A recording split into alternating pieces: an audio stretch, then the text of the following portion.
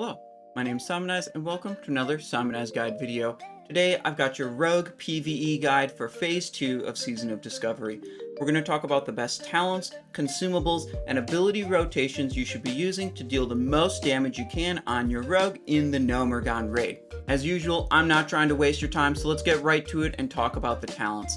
The talents I recommend are 26 points in Assassination, 5 points in Subtlety build that emphasizes poison and envenom damage. With this build, we're going to be using Mutilate, Envenom, Shadow Step, Master of Subtlety, and Deadly Brew runes, and these all work together very nicely to do a lot of damage with Mutilate, generate a lot of combo points, do a lot of envenoms, and deal a lot of poison damage, which is especially good against the high armor bosses in Gnomeregan that mitigate a large percentage of physical damage that players deal to them. People often have two common questions about the talents in this build that I'd like to address.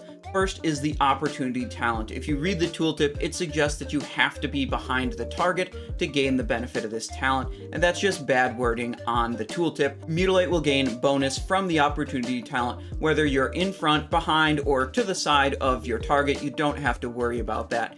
And the second is Cold Blood, which explicitly lists out a couple of abilities that it affects. It actually affects a lot more abilities than that, including your Envenom, and that's what you do want to be using your Cold Blood with. We'll cover that in more detail in the Cooldowns section. Before we're done talking about the talents, there's one more fringe build that I want to mention, and that's a 31-point combat build to pick up both Blade Flurry and Adrenaline Rush. This build will deal less sustained damage output than the Assassination build, but where it really shines is when you can deal damage to multiple targets with your Blade Flurry ability. That'll double up your Mutilates, your auto attacks, and your Envenoms for that 15-second window, and that's really powerful.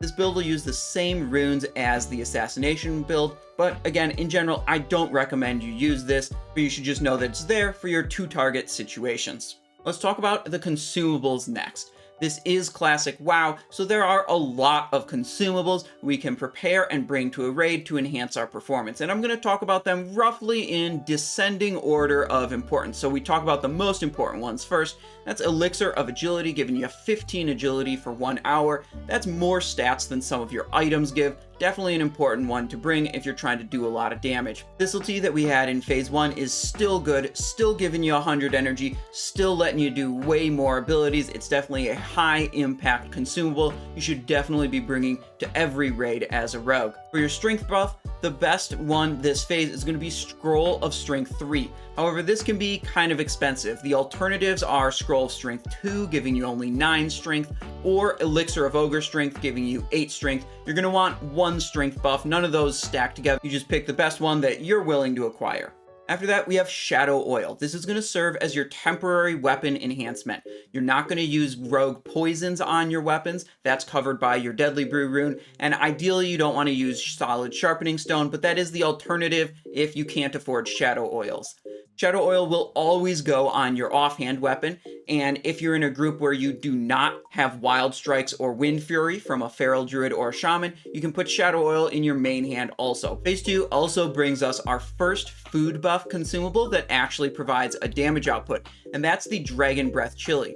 You can eat one of these and then you'll occasionally do a burst of fire in front of you that deals some fire damage. And since it's the only food buff that provides a damage benefit, it's an easy pick and you should be using them. If you are an enchanter or an alchemist, you also get some special bonuses. Enchanters can use the Enchanted Sigil Innovation, and alchemists can use the mildly irradiated rejuvenation potion to provide some attack power bonuses. Now we're getting into some of the really fringe consumables. These are still damage benefits, but they're not really as impactful as the ones we talked about before.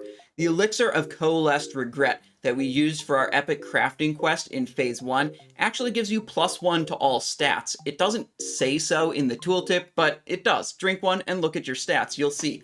It lasts for 2 hours and persists through death, so while it's not really high impact, you probably only have to drink 1 per Gnomeregan raid, and then you got a cozy +1 to all stats. After that, we have the Boggling Root that drops in the Night Elf starting zone from one of the Night Elf quests, but both factions can gain access to this. This is another pretty low impact one, but unlike the Elixir of Coalesced Regret, you're probably going to have to eat a bunch of these to have the benefit throughout a whole raid, because they only last 10 minutes each. And finally, we have the Lesser Arcane Elixir that gives us 14 spell damage. And you might be scratching your head and thinking, Why on earth does a rogue need spell damage? It does not scale up our poison damage, but what it does do is scale up the damage of the Shadow Oil and the Dragon Breath Chili that we're using. And that brings us to the end of the consumable section. Let's talk about your rotation next. What abilities should you be pressing in the raid to maximize your damage output? And we'll start with the opener. On every boss, you should be stealthing at the start to gain the benefit from your Master of Subtlety rune that'll give you a nice 10% damage boost for the first 6 seconds of combat. However, you should not walk slowly in stealth up to the boss. That simply costs too much time and you lose too many auto attacks. As soon as it's safe to start attacking, you should shadow step to the boss and begin attacking right away. If you are an orc or an alchemist, you want to use your Blood Fury or your mildly irradiated rejuvenation potion right at the start, and then hit your Mutilate, Slice and Dice as your opener. It's important to do the Blood Fury and mildly irradiated potions right at the start because the temporary attack power bonuses from those abilities will snapshot into your deadly poison debuff.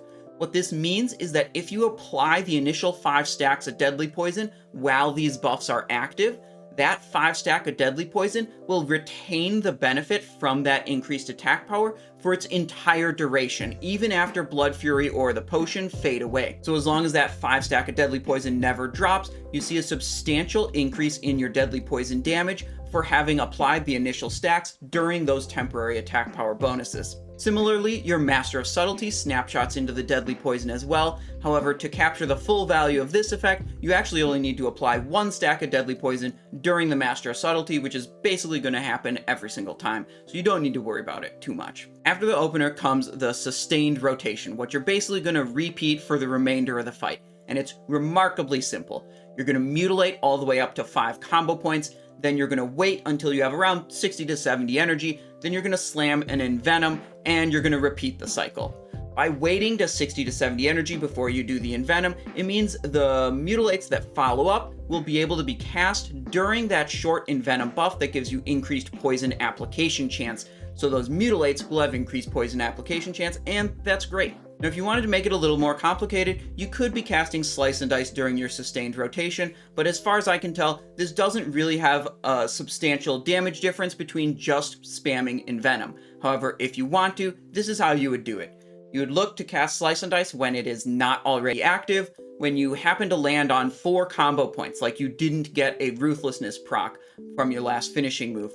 Also, you need to ensure that the boss will live the full duration of your Slice and Dice. You don't want to hit a 20-second Slice and Dice when the boss is only going to live for 15 more seconds. You waste 1/4 of that ability. Another situation where you might want to cast a Slice and Dice is if you're ready to cast an Envenom, but you don't have enough deadly poison stacks for the Envenom to deal full damage. Remember, a 5-point Envenom requires you have both 5 combo points and 5 deadly poison stacks to deal its full damage. The last part of the rotation we need to worry about is how we use our cooldowns, and we have some important cooldowns. The first is Thistletea, and you want to look for a situation where you have very low energy, like 0 to 10 energy, and your next action is a Mutilate.